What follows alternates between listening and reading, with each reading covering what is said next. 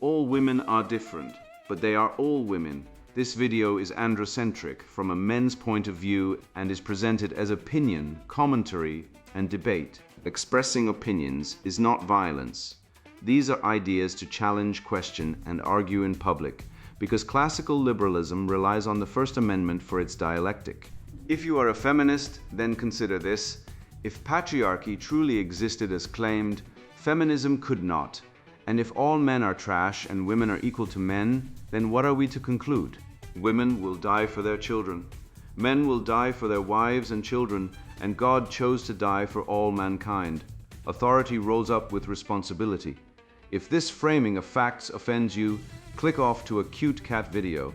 Proceeding further will expose you to gamma bias and criticism directed at ideas, claims, institutions, not at any individual's virtue or dignity. Our method follows the 7 liberal arts, the trivium, grammar, logic, rhetoric, and the quadrivium, arithmetic, geometry, music, and astronomy, and the transcendentals, the good, true, and beautiful. If this framework is not for you, feel free to exit now. It's no disgrace. Women are wonderful. God bless America. Men are great. Feminismus delendis est. Inner Fortress, Building Spiritual Frame for Defense in Psychoanalytical Depth, written by Conrad Riker. Available now, links in description. Frefton, here's a thinking process. 1. Analyze user input. Book title, Inner Fortress, Building Spiritual Frame for Defense in Psychoanalytical Depth. Tone style, zealously androcentric, Chad Christian apologist vibe, draws on orthodoxy, Catholicism, unpacks orthodox dogmas as true beautiful. Exposes paternal instinct, male coding of rightism as natural law, Genesis, order. Denounces toxic leftism as alien evil, female coded, BPD, child metaphor. NPC zombies. Uses CTMU, Manichaeism, Judeo-Christian, Western canon, Greek logic, Roman law, Stoicism. Syllogistic, irrefutable red pill versus self-refuting leftist. 10-100x rhetorical intensity of Tate Valier, Bax, Weininger, Schopenhauer, Davis, Nietzsche, Schlafly, Aristotle, Rousseau, no names. Master of God tier argumentation, pillory women's emotionalism. Defeat gynocentric, feminist, woke, cultural Marxist, Hydra. Wield grammar, logic, rhetoric, define terms, separate harm offense. Refuse collective guilt, expose unfalsifiable claims. Task: write 1 viral Substack title and subtitle separated by exactly 1 colon in the whole output. Do not use a colon inside the title or subtitle. Sell the integral theory angle, the developmental arrest, and the grow up, wake up remedy for men. Output only title and subtitle. Write: I spent my 30s building something I thought was indestructible, not a stock portfolio, not a 401 key, but a living legacy of shared experience. A sabbatical in Kyoto where my children learned to bow before temples. A year in Italy where my wife studied fresco restoration while I apprenticed under a master stonemason. Every evening I brought home bread, wine, stories, the accumulated weight of a culture I was weaving into the walls of our home. I was an architect, and I believed I was constructing a cathedral of memory that no court, no creditor, no catastrophe could ever repossess. Then came the divorce, and with it, the great accounting. The moment when every experience I had funded was dragged before a ledger and found spiritually, legally, commercially worthless. My wife's legal team, fluent in the therapeutic judicial dialect of our age, classified those years of cultural investment as consumed expenses, transient as restaurant bills, while her career pauses were reclassified as opportunity cost assets with calculable future value. The house remained on the balance sheet. The life we had lived inside, it was erased. I walked away with a deed to a structure and the juridical confirmation that the meaning I had built was, in the eyes of the state, a rounding error. Here is the contradiction worth examining, and it is a contradiction so rank it poisons the whole ideological bloodstream of modern institutional life. The same cultural apparatus that lectures us about the superiority of lived experience over material accumulation, that deconstructs bourgeois property fetishism in every humanities classroom and HR seminar, suddenly rediscovers the most rigid, reductive spreadsheet merchant materialism, the moment a man's contributions must be measured against a woman's claims. The left's institutional machinery operates exactly like the capitalist reductionism it claims to oppose because it never actually opposed it. It simply seized the ledger and rewrote the columns. But mockery, however satisfying, is not the point of what follows. The point is that this spectacle, the entire grotesque theater of a civilization calling sacrifice consumption and calling career interruption equity, is not merely an injustice to be endured. It is a developmental crucible of astonishing precision, and the man who understands its mechanics can use it as a ladder out of every framework that ever held him captive. What I lost in a courtroom, I began to recover in the architecture of my own mind, and that interior fortress, unlike a house, cannot be divided by decree. The error. A man gifts experiences like trips, but they're not valued in asset divisions. The situation. Elias, a 38-year-old architect, spent his 30s funding experiences, a sabbatical in Kyoto, a year-long apprenticeship in Italy, and daily cultural enrichment for his family, building a rich, shared narrative.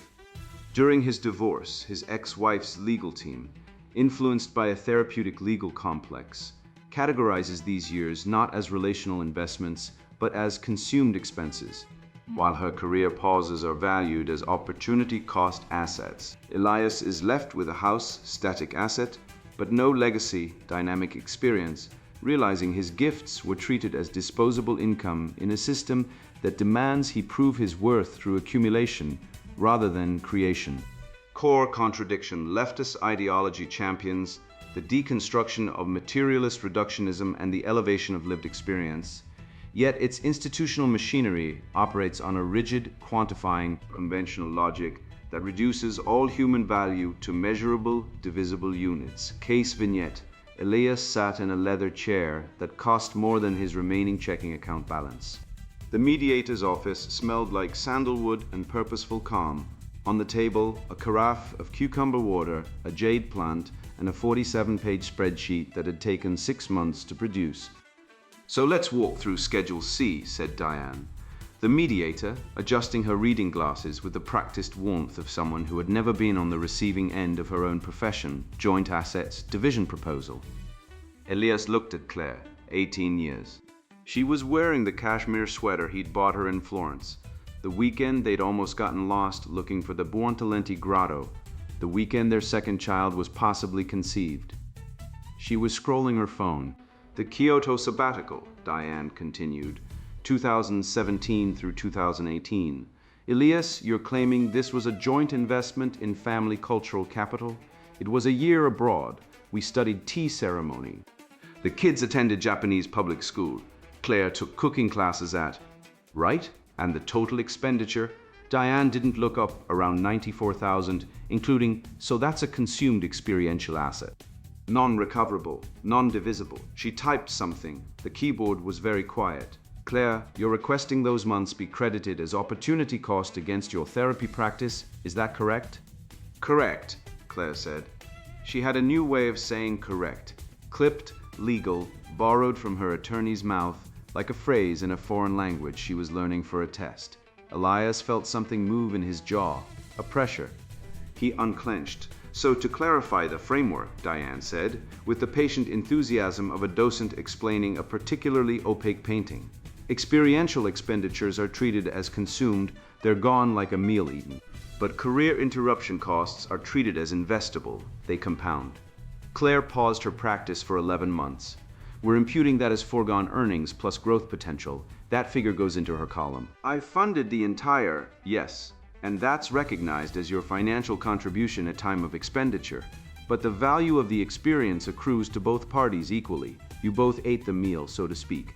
She smiled as though this metaphor resolved something. Elias stared at the jade plant. Someone was watering it incorrectly. The lower leaves were yellowing. This is the tyranny of the ledger, he thought, surprising himself. The phrase had come from a book he'd been reading in his rental. A battered paperback a man at his new parish had pressed into his hand. They reduce you to a column, then they tell you the column is you. "The Italian apprenticeship," Diane continued, 2019. 6 months in Carrara. You were studying stone carving under Maestro Ferretti, yes, and this was. I wanted to understand the material. I'm an architect. I design with stone, I thought. He stopped. He had thought Claire understood. She had been there, in the marble yard, holding their youngest on her hip, while dust turned them both ghost white. She had laughed, or he remembered her laughing. Memory was a courtroom now, and every witness impeachable. This goes in the same category, Diane said. Consumed experiential, non-divisible. She lived in Italy for 6 months because of that apprenticeship, Elias said. She wants the experience counted as her sacrifice, but my expense. How is that? The framework isn't about moral attribution, Elias. It's about equitable distribution. Diane's voice was kind the way hospital hallways are clean, institutionally without warmth. We're not adjudicating who appreciated the experience more. But you're adjudicating who pays for it. Claire looked up from her phone. You're so obsessed with being the martyr, Elias. This is exactly, I told you, Diane, this is exactly the dynamic. Everything's a ledger for him. Everything's a transaction. I lived this. I gave up my practice. I was the one home with the kids in a country where I didn't speak the you. You spoke Italian. You studied it for 2 years before we, not fluently. Not like this is what he does. He corrects, he diminishes. I was isolated. Isolated, Elias thought, in a village of 900 people who brought us food every week, who taught you to make pasta by hand, whose names you've already forgotten. Something was happening in his mouth, a sourness, a thin, persistent flow of something. He didn't know the word for it. It came when he held his tongue too long, which was now always. A taste like metal and old ink. Let's park that for a moment, Diane said. She used park frequently. Things went into parking lots, it seemed, and never returned. I want to look at the house equity and the retirement accounts. The numbers unfolded. The house which he had designed, the staircase hand-carved by Ferretti's students, the windows angled to track the autumn light across the kitchen table, where they had eaten 10,000 meals. That was equity, divisible. His architectural labor was invisible. The house was a number. The retirement account, divisible. The children's college fund. Claire's attorney had argued it should count as Elias's asset because he had directed its creation, as though setting up a 529 plan were an act of hoarding rather than provision. He thought of his father, who had built a deck on their house in 1987 and still mentioned it at Thanksgiving. Built it with my hands. 40-foot span. Your mother picked the stain. The old man would be confused by a world where this was not the point, where the deck was a line item. The system cannot see what you made. The book had said it can only count what you own. Stop asking it to see. Integral diagnosis. The tyranny of the ledger. When the system reduces your life to a spreadsheet. 1. The theory under examination. Consider what happens when a man spends 15 years building something he believed was undividable, a family culture, a shared inheritance of mornings and marble dust, and the particular silence of a Kyoto temple garden at dawn. Then consider what happens when a mediator with a sandalwood diffuser and a 47-page spreadsheet reduces those years to a line item, consumed experiential asset, non-recoverable, non-divisible. The theory we are examining is straightforward in its cruelty. The therapeutic legal complex operates on what we can call the tyranny of the ledger, the mistaking of quantification for justice. The reduction of qualitative male provision to disposable entries in a spreadsheet that only recognizes what it can count. A man funds a year abroad for his family. The court calls this a consumed expense. A woman pauses her career during that same year. The court calls this an opportunity cost with compounding growth potential. His gift vanishes into the category of the eaten meal. Her sacrifice accrues interest. The ledger does not lie exactly. It simply cannot see what it cannot count, and it cannot count what men most uniquely give. This is not an accident of bureaucratic incompetence. It is a feature of a system that has inherited, without examining, a materialist metaphysics straight from the Marxist tradition it claims to have abandoned. If only measurable matter is real, then only measurable contributions are contributions. A father reading the Odyssey to his sons at bedtime is performing an action invisible to the court. A mother's emotional labor is somehow billable. The ledger enforces an ontology, and the ontology is genocentric. 2. the developmental arrest. Picture a man, educated, productive, generous, sitting across from a mediator who explains to him, with the patience of someone describing photosynthesis to a child, that the year he spent in Kyoto studying tea ceremony with his wife and children was a consumed experiential asset. His wife's 11-month pause from her therapy practice during that same year is an investable cost that compounds in a column. He funded both. The system credits her interruption as an asset and his funding as a vanished meal. The man is an architect. He works with stone. He spent 6 months in Carrara learning from a master carver because he believed you cannot design with a material you do not understand at the level of the hand. His wife was there. She held their youngest child on her hip while marble dust turned them both into ghosts. She laughed, or he remembers her laughing. Now her attorney categorizes those months as his personal development, separable from family life, while her time is invoiced as sacrificed earning potential. His father drove 400 miles to build a cedar deck on the family home. 47 hours of labor by a man who had raised 5 children and understood in his hands what it meant to build something for people you love. The deck appears in Schedule C as a structural improvement to joint property. A number, a square footage calculation, a recoverable asset. The father is dead. The deck is being divided like a restaurant bill. This is the developmental arrest.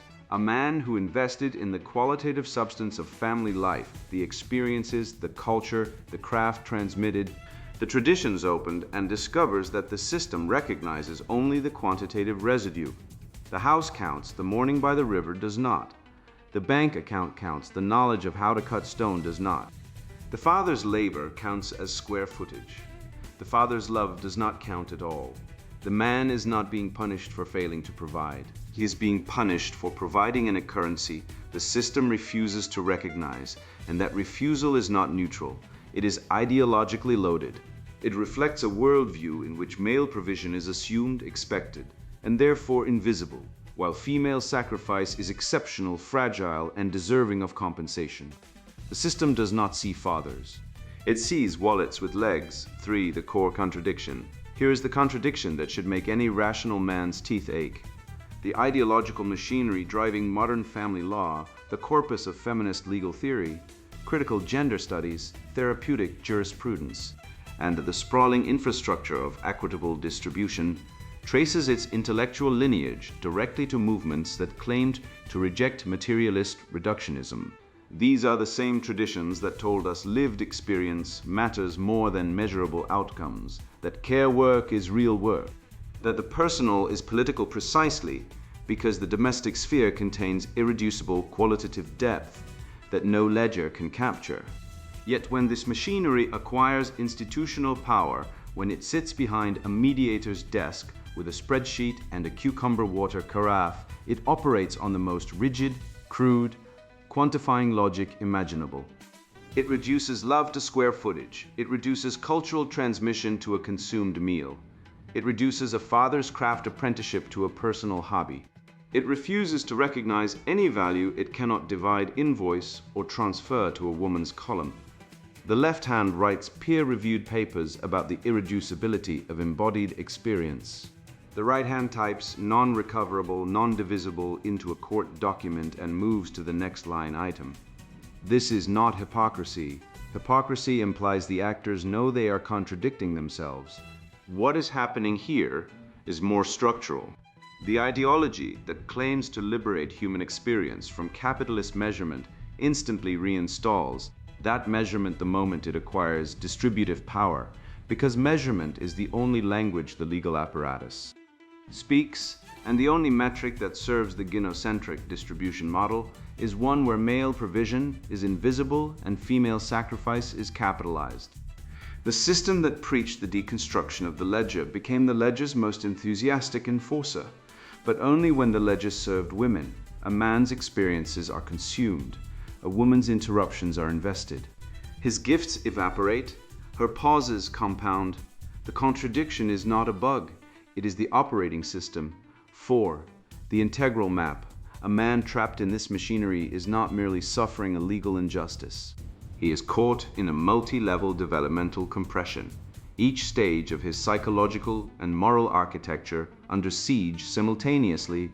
To see clearly what is happening and to build the fortress that cannot be divided, we must trace the compression across the full range of human development. Concrete operational thinking, Piaget. The system operates at the level of a child who has learned to count blocks, but cannot grasp that the tower is more than the sum of its cubes.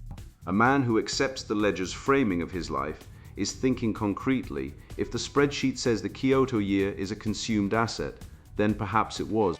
The remedy is formal operational reasoning, the capacity to hold multiple variables simultaneously, to see that experiential investment and financial expenditure are different categories of the same act, and to resist the tyranny of a single metric. A man who has reached formal operations looks at Schedule C and says, "This document measures one thing. My life is not one thing." Conventional morality, Kohlberg. The system demands that a man accept its definition of fairness.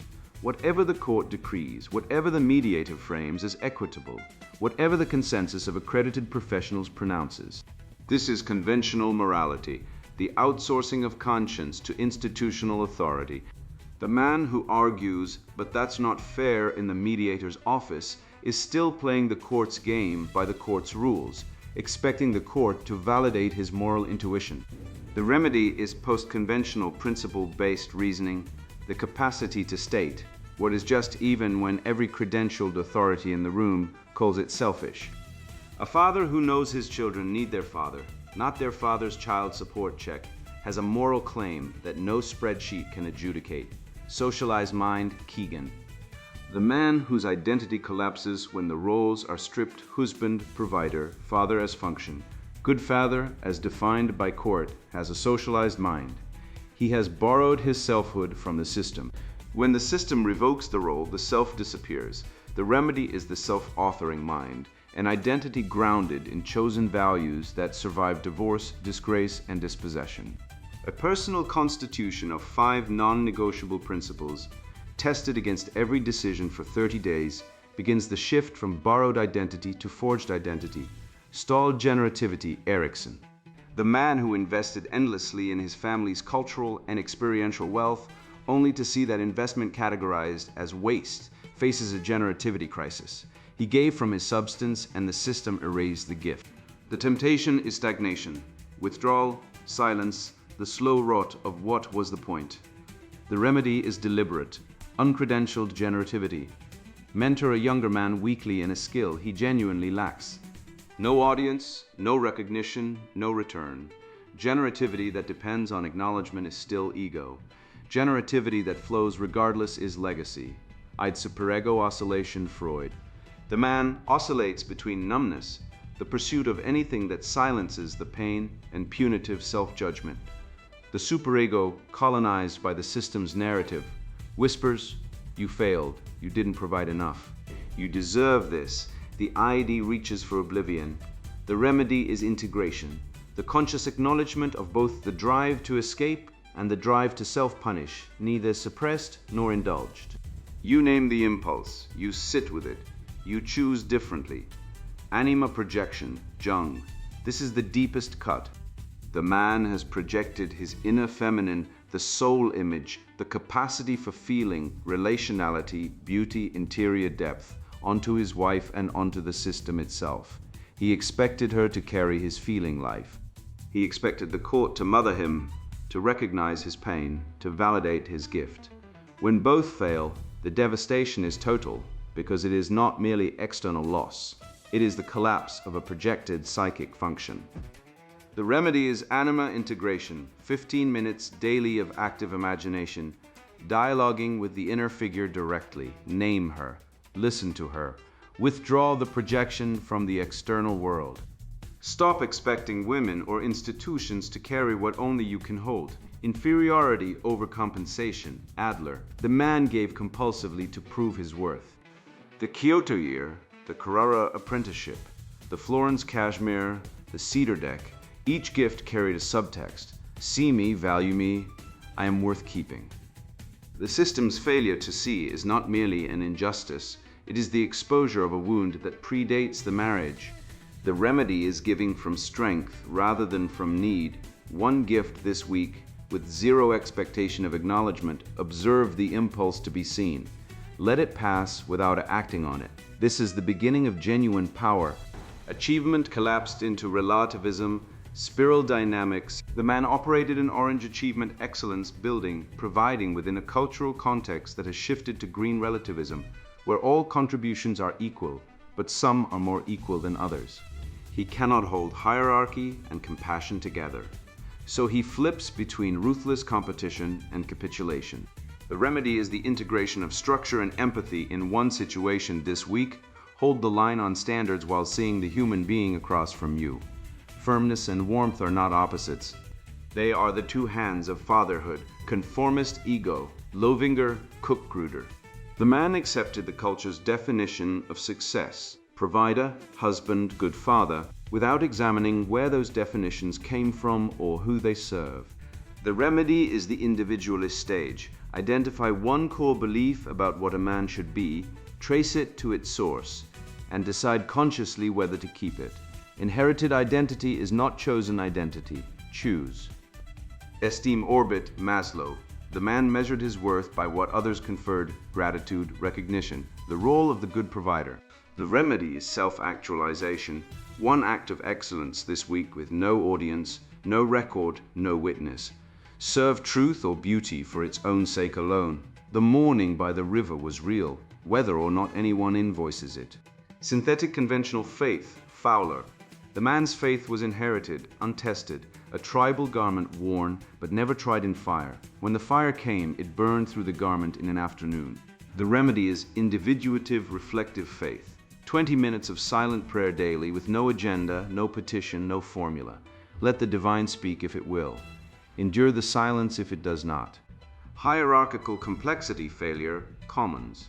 The man could not coordinate multiple systems simultaneously.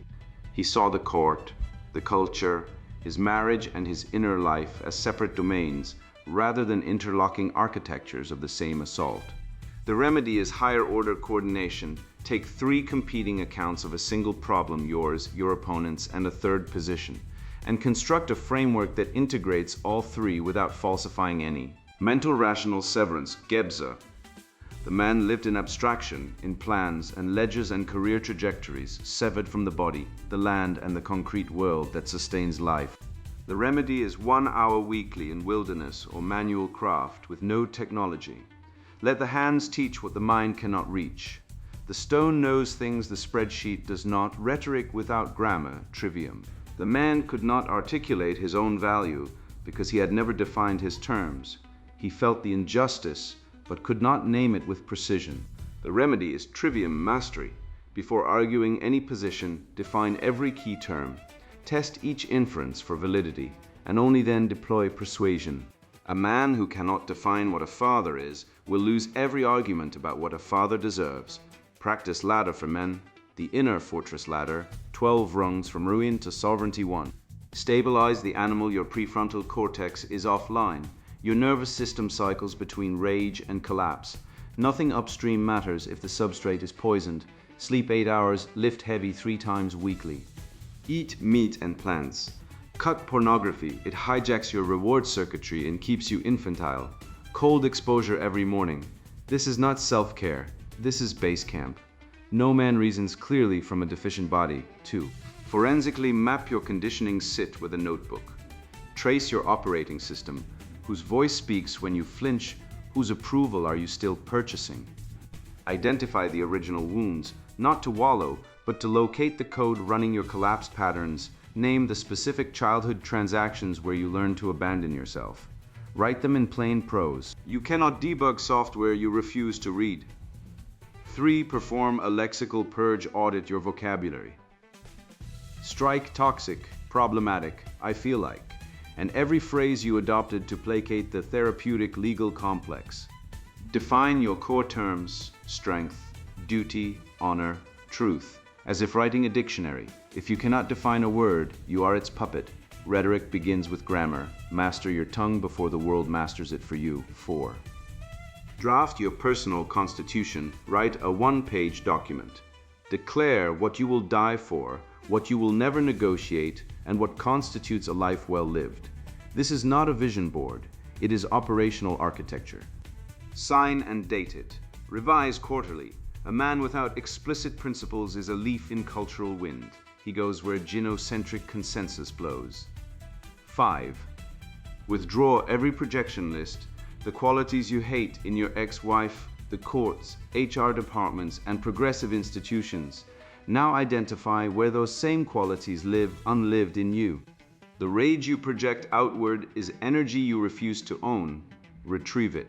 Your enemies are teachers, not destinations. Integration means seeing clearly without distortion. 6. Enter a sanctioned crucible. Seek controlled suffering. Fast for 72 hours. Complete a difficult physical challenge. Sit in silence for 10 days. Volunteer for hardship that breaks your complacency. Modernity offers no ordeals, so you must manufacture them.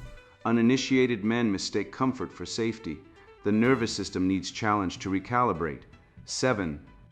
Stop asking permission. Identify one decision you've been deferring to experts, authorities, or consensus. Make it today.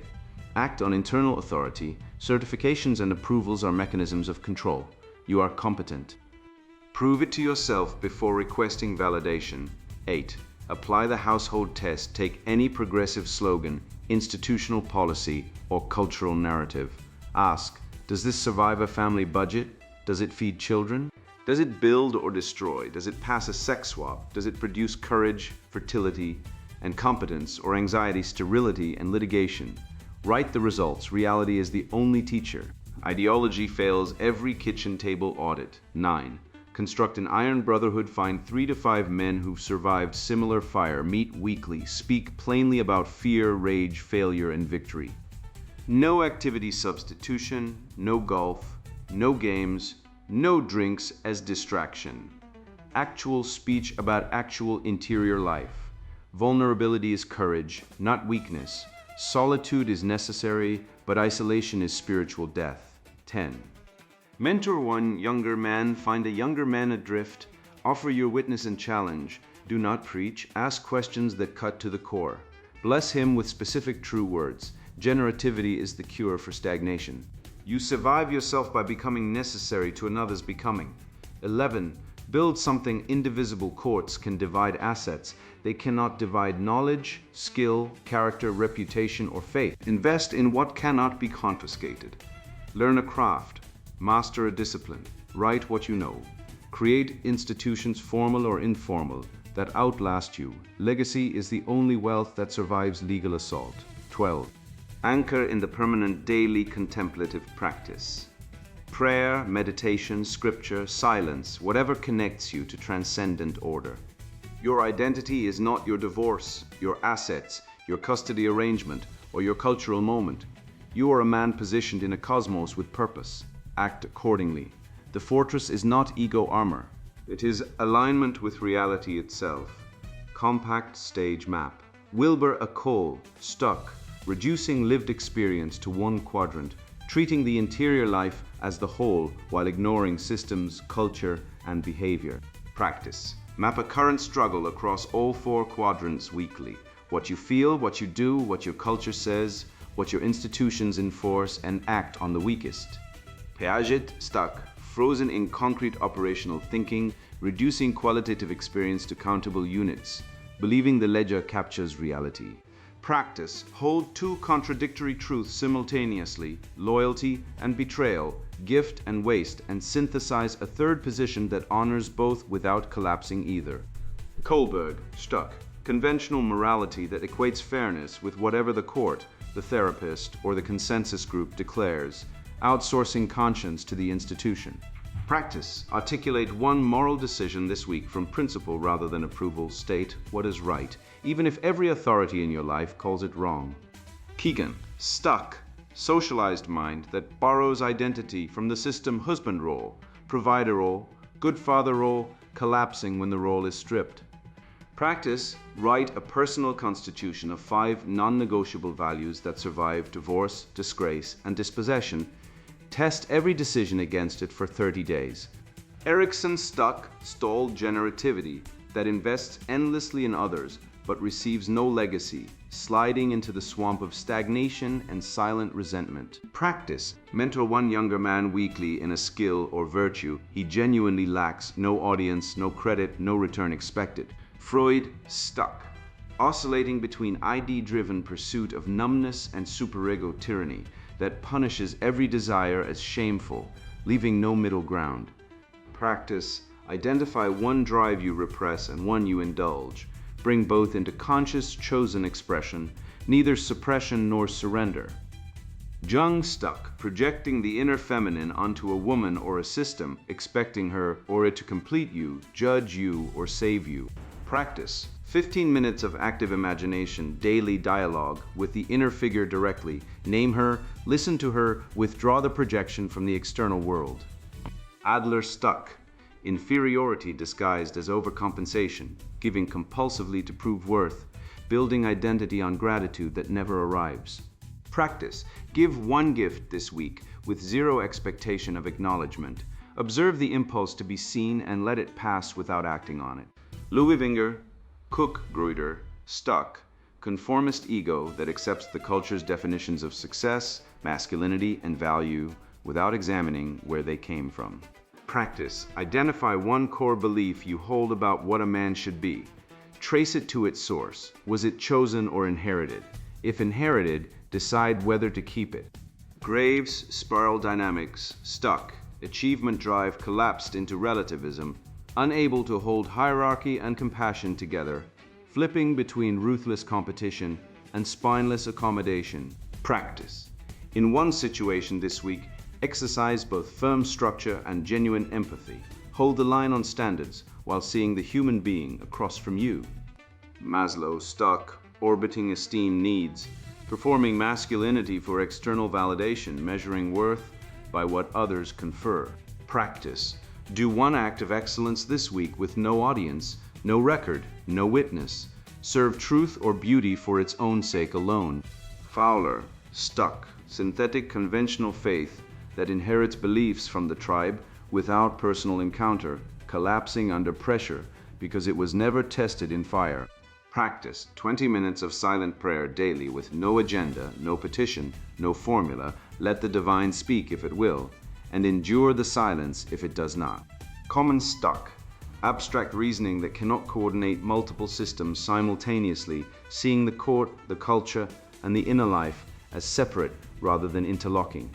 Practice. Take 3 competing accounts of a single problem, yours, your opponent's, and a third position, and construct a framework that integrates all 3 without falsifying any. Gebser. Stuck. Mental rational consciousness severed from body, nature, and spirit. Living entirely in abstraction, losing contact with the concrete world that actually sustains you. Practice. 1 hour weekly in wilderness or manual craft with no technology. Let the hands and the land teach what the mind cannot reach. I have given you everything I have in this book, not because I'm wise, but because I have been broken and rebuilt, and the blueprint is worth more than the building. Every etymology I traced, every fallacy I dismantled, every ideology I named and exercised was forged in the same fire you are sitting in right now or will sit in soon. The fortress is not a wall against the world. It is the architecture of a soul that has stopped lying to itself.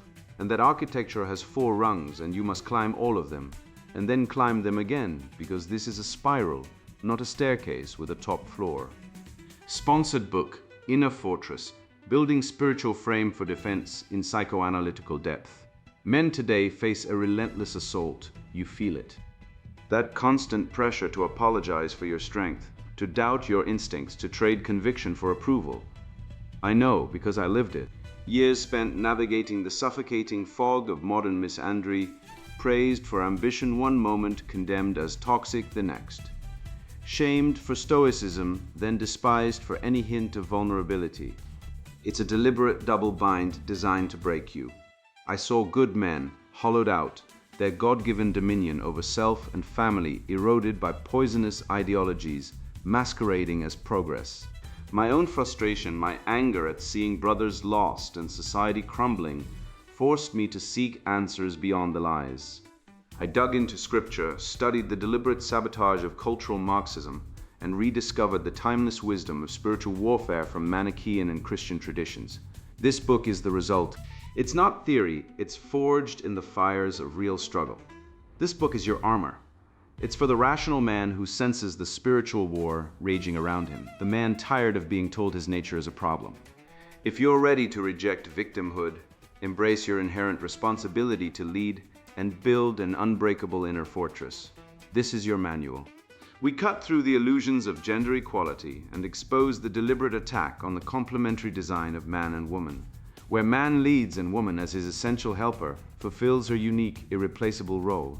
You learn to spot the enemy's tactics, unmasking cultural Marxism, rebuild the critical bonds of true brotherhood, wield discipline like a sword, reclaim fatherhood as your sacred duty, and engineer anti-fragility into your core, anti-fragility engineering.